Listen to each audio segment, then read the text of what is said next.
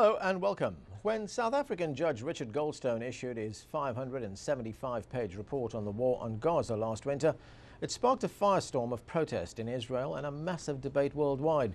The report concluded that both Israel and Hamas committed war crimes and possibly crimes against humanity. 22 days of fighting left almost 1,400 Palestinians and 13 Israelis dead. Israel was accused of deliberately targeting civilians, industrial sites and water installations and using, quote, disproportionate force to destroy civilian property and infrastructure. Hamas was criticized for using civilians as human shields and for firing rockets into Israel to spread fear among Israeli civilians. The Palestinian Authority has endorsed the report. However, in Israel, officials are trying to quash international debate on the report. They argue that the report is biased and reject the idea of an investigation into its war conduct. So our question today is, what is the fate of the Goldstone report, and should Israel and the Palestinians be held accountable for their actions during the war? Remember, you can join our conversation with your questions and comments. You can send an SMS or email, and we also, of course, welcome your phone calls on the show.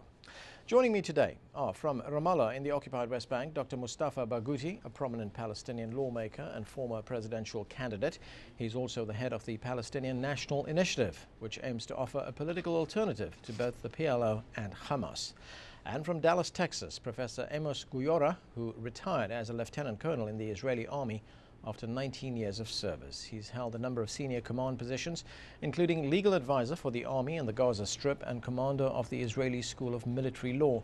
He currently teaches law at the University of Utah here in the United States. Welcome to both of you. Thank you so much for having us. Dr. Barghouti, the Goldstone Commission has conducted its investigation. It's produced a report accusing both sides of committing war crimes during that war. Now, the Palestinians and Arab countries are pushing for that report to be brought before the UN Security Council. What will that achieve? It will achieve a very simple result, which is that nobody in this world, including the government of Israel, should feel that they have impunity to international law and to international humanitarian law. No government and no military group, and especially no military army, should have the right to kill people and attack civilians in the way it has happened in Gaza, where 7 war crimes has happened by the Israeli army, at least 7, including killing civilians, attacking civilians for no reason, using illegal weapons like white phosphorus, or disproportional use of force, and even preventing medical care from reaching civilian injured people, and attacking medical teams themselves. Nobody should be allowed to feel impunitive to international law. And I think this report is going to have an important mark, not only in putting a constraint on the behavior of the Israeli army, which used to feel that it can do anything to anybody, and also a constraint on anybody who tries to attack civilians. But also it would be a very important mark to the whole humanity. Because from now on, after Goldstone report, I think all governments in the world, all armies in the world, all military groups in the world will think more than ever before, much more about their behavior and their attitude, especially when it comes to attacking civilians. Okay, that is the value of this report. That is not important for Palestinians or Israelis only. It's important for the whole humanity. Okay, let's go to Professor Gora. He has a very different take on this. Professor, I was reading a report that you've written on the doctrine of national self-defense, and you say that this Goldstone report legitimizes terrorism and delegitimizes a nation's right to self-defense. Correct. The report really does, I would agree with you that in terms of what I wrote, that it legitimizes terrorism in the report very conveniently. I put the word conveniently in quotation marks. With a very broad brush, examines and dismisses the fact of the matter is that 4 years before Operation Cast Lead began, that Hamas, after Israel disengaged from the Gaza Strip, Hamas fired, whoever you want to believe, between 9,000 or 12,000 Qassam rockets into Israel, putting hundreds of thousands of Israelis at risk. And the report brushes that aside in a way that I think is particularly disingenuous, and by doing that in that particular fashion, what it really does is it indeed legitimizes terrorism, and the counter of that is that it delegitimizes the right to engage in self-defense. I think in terms of the report's significance, and I agree with Dr. Barghouti, this is a really important report, but we're going to disagree as to the why. What this report really does, in the context of minimizing the nation-state's right to self-defense, it raises extraordinarily important questions for American policymakers and for American commanders presently engaged in Afghanistan and Iraq. And that same question is true with respect to other armies, raising really important questions. Precisely, which is very good. Sorry, it really raises really important questions. Yeah, that's about good, to restrain the right to also the American army. But it raises, again, if I could just finish What's the thought, wrong with that? And if I could finish the thought, Dr. Barghouti, restraining self-defense, legitimate self-defense, is extremely problematic in the context of the nation-state. Article 51 of the United Nations Charter clearly grants the nation-state the right to engage in self-defense. What the Goldstone report does, again, I would use, and I deliberately and specifically use the word disingenuously, is it legitimizes the right to lawful self-defense. That's extremely problematic. I immediately add that if there were mistakes made in the context of Operation Cast Lead and soldiers need to be court-martialed, they'll be court-martialed. But that's not the point here. The point of the Goldstone report goes far beyond Israel. In many ways, the Goldstone report has nothing to do with the Palestinians and nothing to do with the Israelis. It's all about something which is much broader, which is minimizing the right to self-defense. That's really the significance Professor, of the report. let me ask you this. When you talk about the right to national self-defense, are you not ignoring the fact that Gaza is to all intents and purposes an occupied territory? Okay, that is arguable, but Israel does control. No, absolutely not. Even the Palestinians argue, and have consistently argued since disengagement, I think they're absolutely correct, that according to international law, Gaza Strip is not occupied, and to suggest that it's occupied, I think, is a misreading of international law. That's not When Israel true. disengaged from the Gaza Strip, Israel handed over power to Hamas. May I explain? Go ahead, Dr. Barghouti. Listen, you say that Gaza Strip is not occupied. How come you say so?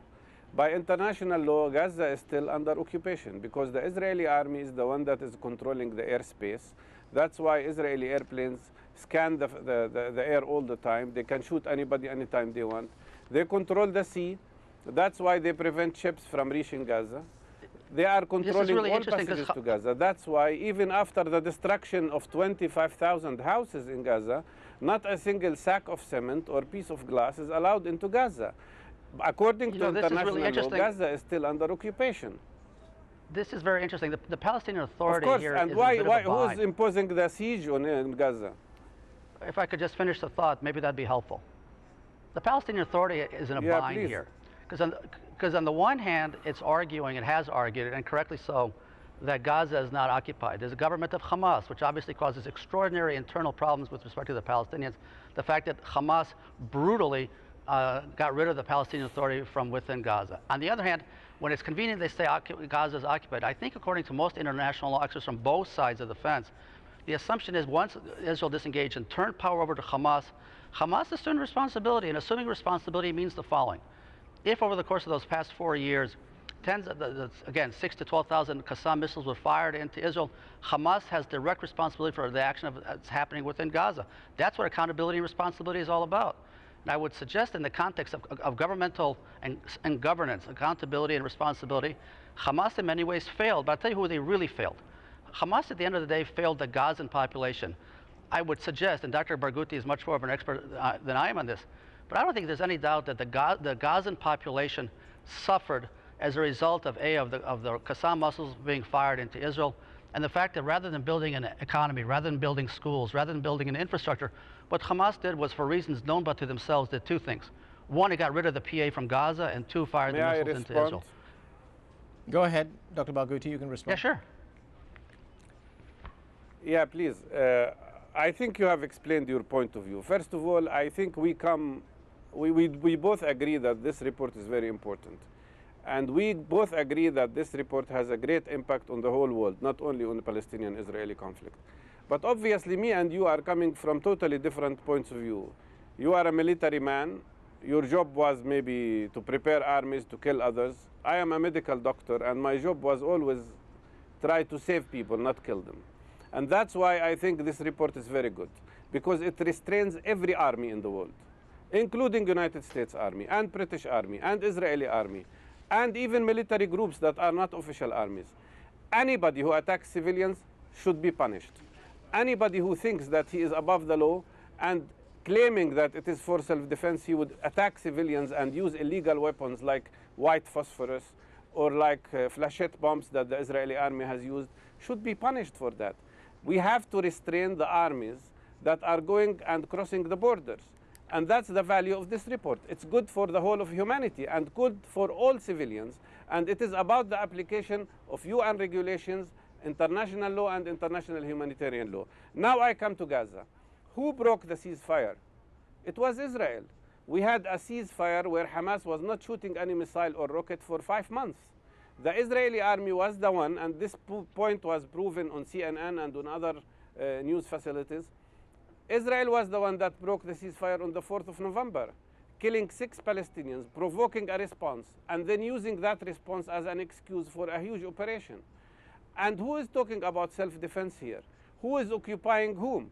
Israel has been occupying us in the West Bank and Gaza Strip and East Jerusalem for more than 42 years now. Right, but if I recall correctly, the report has nothing to do with... Don't we have the right for self-defense against occupation?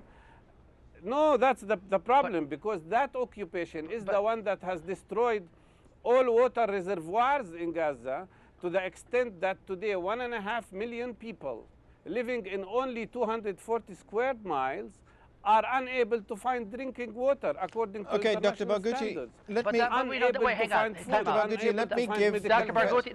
Dr. Barghouti, the report, one has to look at the mandate. You said that you're a medical doctor, and I have great respect for that.